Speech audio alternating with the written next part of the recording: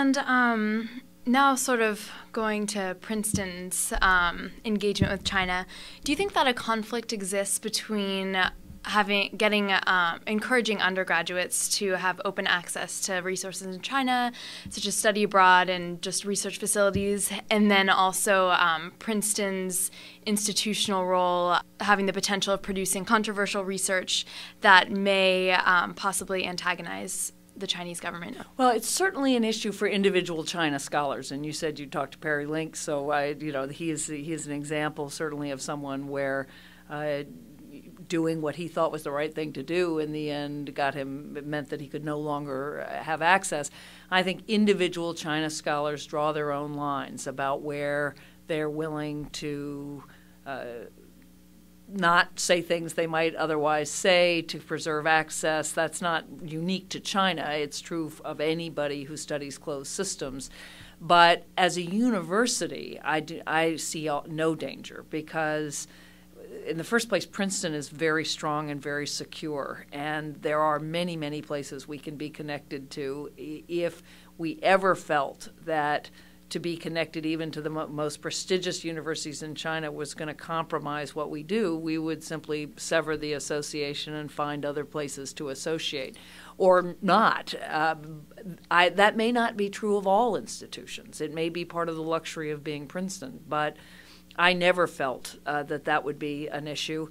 And I have to say, in academia, at least in where I was traveling, you could speak quite freely.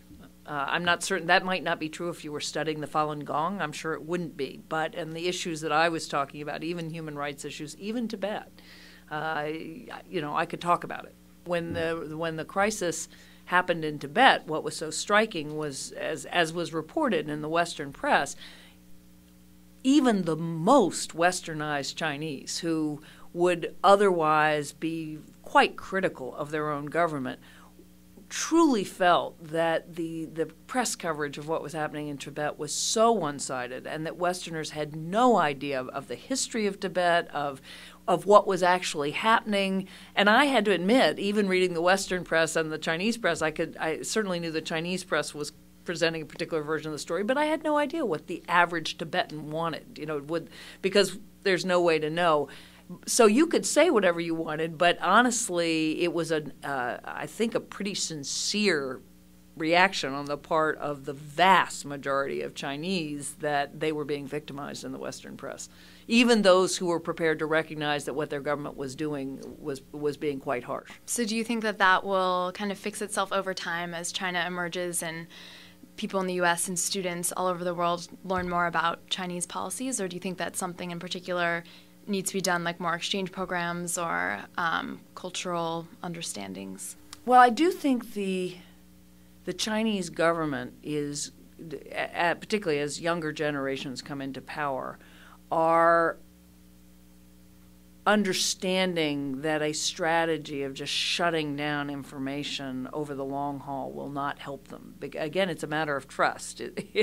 So I think over the long haul they are likely to moderate their reactions. On the other hand, that's another thing you learn just traveling in China and going to all these historical sites.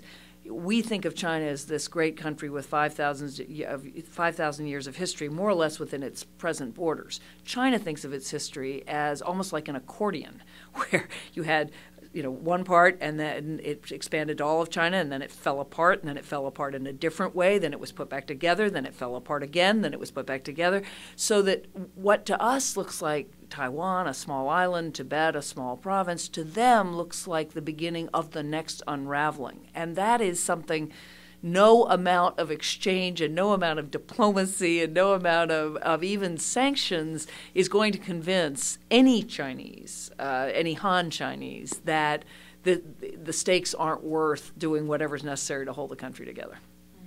It's hard for us to really imagine, because we can't imagine China falling apart, but that is very present in the Chinese mind.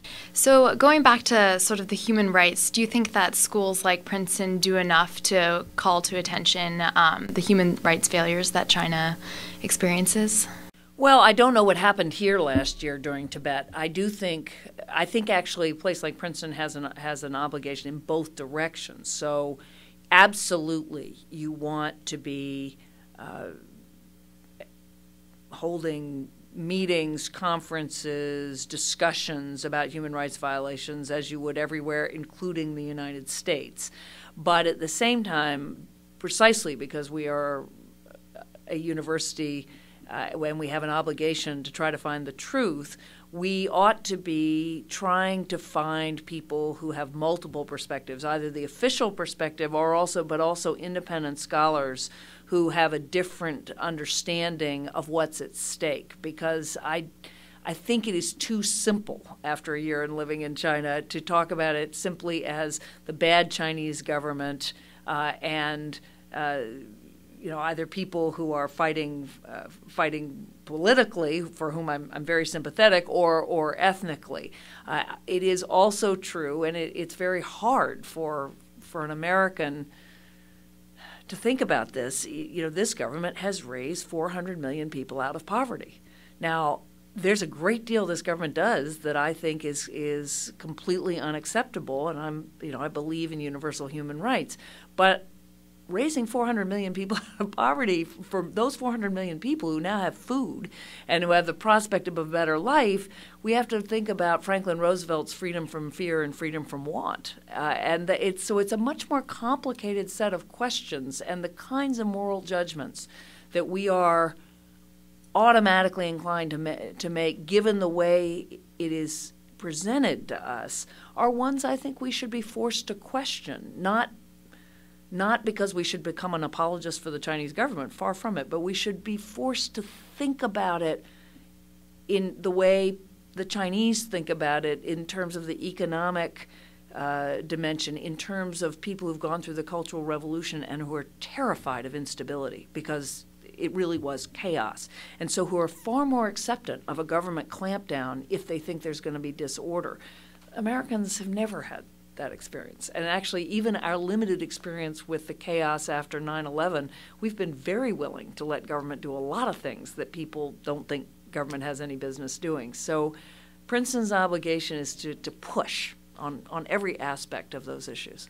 And speaking of, China unraveling, do you feel that having these very rigid restraints from the Chinese government on China just because it's so large, do you think that is helping them stay somewhat intact? Do you think it's even possible for somewhat of an American version of democracy and human rights to be in China, where it's very diverse and very large? I do. I certainly think it is possible that China will become its own version of a democracy, of a liberal democracy over its own trajectory.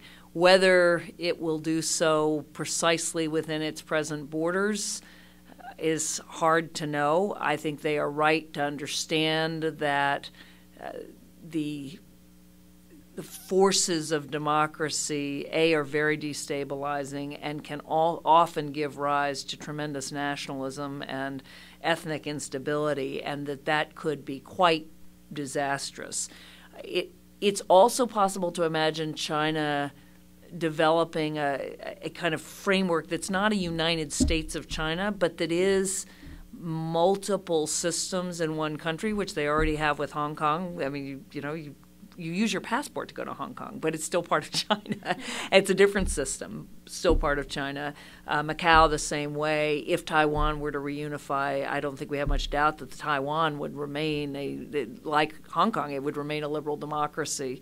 So you could imagine something actually that is between the EU and the U.S., where Chinese pragmatism and a willingness to allow multiple systems to exist as long as it is one China could produce something the world hasn't seen, that could hold it together and let it liberalize at the same time.